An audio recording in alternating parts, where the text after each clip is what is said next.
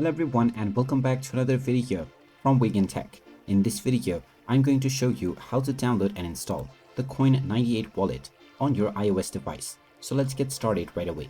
First of all, open up the iOS App Store on your device, and once you open it up, tap on the search box and then type in Coin98 and start your search. Now, once you find the Coin98 application, just tap on it and you will see the Get button. Go ahead and tap on this Get button, and this will now begin the download and installation of the Coin98 application on your iOS device. Just wait for a while until the installation is completed, and once it is done, you will see the Open button, which you can tap on in order to open up the application right away.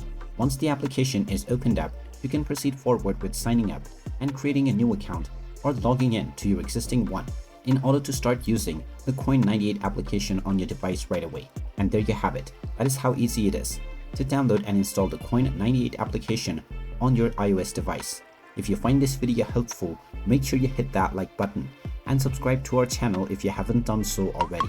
Also ring that notification bell to never miss another update from us. Thank you for watching, and I will see you again in the next video.